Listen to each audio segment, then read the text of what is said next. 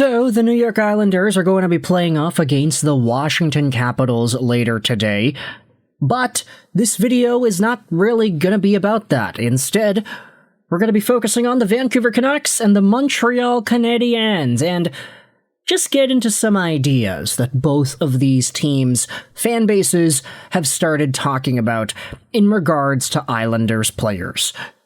Now, this isn't the first time we're actually talking about these particular names and these particular teams. Of course, I have a focus on Montreal and Vancouver because they're two teams that I cheer for, and we primarily talk about them and their rumors on this YouTube channel. But there's a very particular name who is listed on the New York Islanders center core today. His name is flashing up on the screen here. Everybody, I wanted to turn your attention to Mathew Barzal. Not because he is a second-line center for this team, but because he actually wasn't the second-line center for this Islanders team yesterday. You see, the Isles played the Carolina Hurricanes last night, and they lost 6-2, but the interesting thing about this hockey game is the fact that Barzal was a healthy scratch. Why?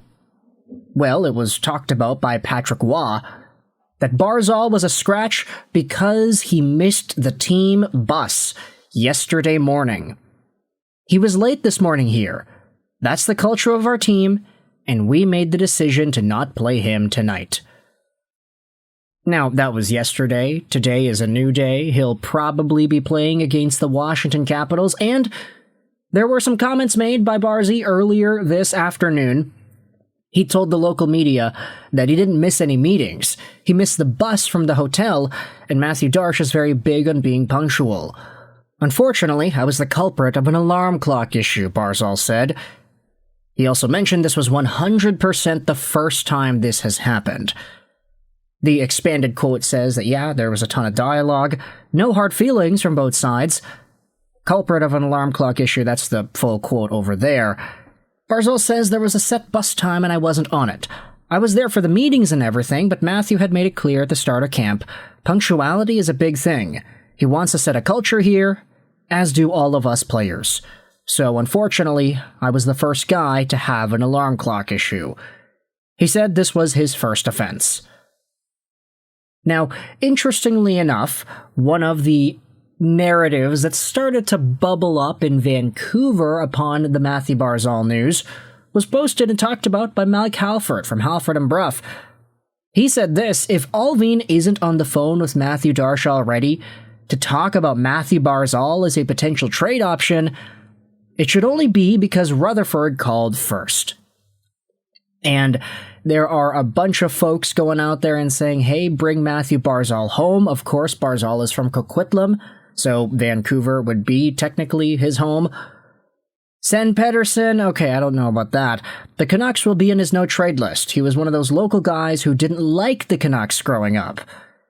Interesting. Yes, we dodged the Josh Norris landmine. Let's trade for another guy in the league who's made out of paper mache.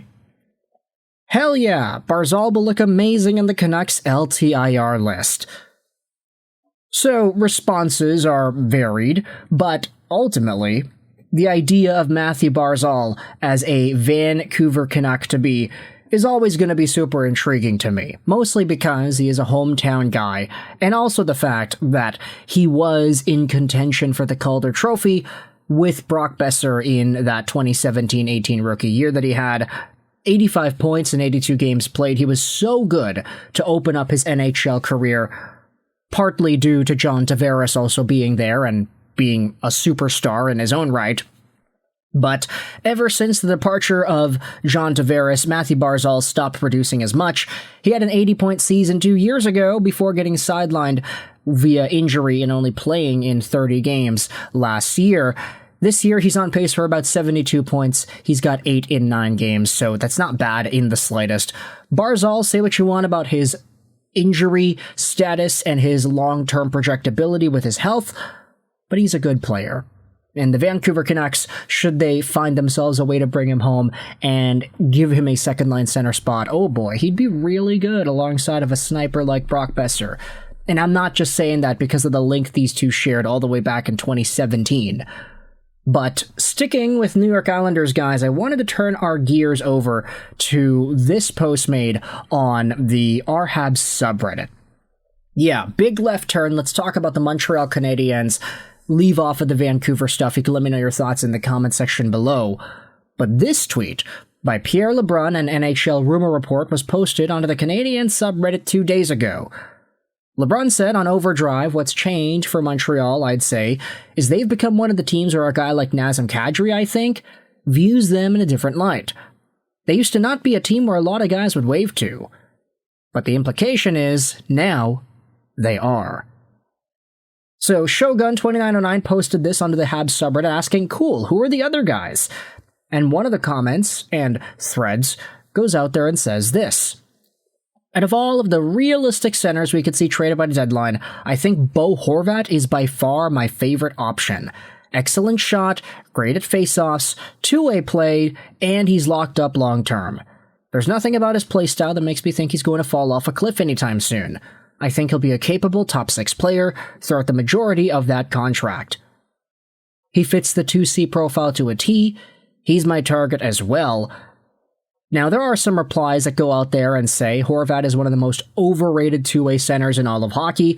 He's average, not a liability, but he had this reputation as this great two-way guy all his time in Vancouver, and that's never been his game at all, really. With the rising cap, his AAV is certainly fair, but he's signed for a long time. He's basically a poor man Suzuki. He doesn't necessarily bring an element that this team is lacking, and he isn't a guy who would thrive with Demidov either. I don't see the appeal at all. I'd rather ride with Doc or Kapanen and see how a short-term, cheaper option would look, rather than block Hage for the year of the decade for Horvat of all players. Now, honestly, I will agree to an extent. I'll say that Bo Horvat's two-way game is kind of overrated. People like to think that he's this elite shutdown center, which he's not really. He's more of a north-south sniper who, when he gets going, he can pot in some goals, man. This guy scores at will when he wants to. And everything was really clicking for him the past few years offensively. I mean, even this year, he's on pace for 90 points. He's over a point per game, that Bo Horvat, so he's pretty strong. But I will say, if the Montreal Canadiens were to go out there and target this guy as a second-line center target, I do think that there's a lot of value in what a Bo Horvat-like asset could bring for this team. Now, just to spill some water on the fire, let's go over to this article published by Marco D'Amico yesterday on rg.org. I'll leave a link in the description of this, because there is some commentary on Bo Horvat on this piece that isn't really all too good for Canadiens fans who want to see him get traded. On Long Island, D'Amico writes here that Bo Horvat's name hasn't stopped surfacing in league conversations. The Isles remain a team built on structure and stability, yet the pressure to stay competitive in a tightening metro has raised questions. Even with their leadership core intact, rival GMs can't help but wonder whether Horvat could become available if the standings take a turn. Bo Horvat, from what I've heard, is happy on Long Island and has found some good chemistry with Emil Heineman, said the NHL source used for this article. If the Isles were to move him, you might as well blow it up and build around Barzal and Schaefer to shoot for McKenna or Keaton Verhoff. It would take a whopper of an offer that Darsh cannot refuse, and the Isles would have to be in a pretty bad spot in order for Bo Horvat to get traded. He remains a foundational piece for the Islanders rather than trade bait. So with that in mind, it does kind of cool the waters a little bit, this Bo Horvat trade update via Marco D'Amico. It doesn't seem like too likely of an option, but that's not going to stop Canadiens fans from going out there and discussing him as a potential name. So alongside of Mathew Barzal and the Vancouver Canucks, I want you to let me know your thoughts in the comments. How do you feel about these Islanders, Canadiens, and Canucks trade discussions? Do you think Barzal or Horvat could be on the move? Do you think it all depends on the standings? The Isles are doing so-so right now. I mean, they're not amazing, but things really are kind of tightening up there. They had a pretty good win streak, but then they've lost 3 in a row since. So with that in mind, I want you to let me know your thoughts in the comment section below. How do you feel about Barzal and Horvat? I hope you enjoyed this video. Sign on, and bye.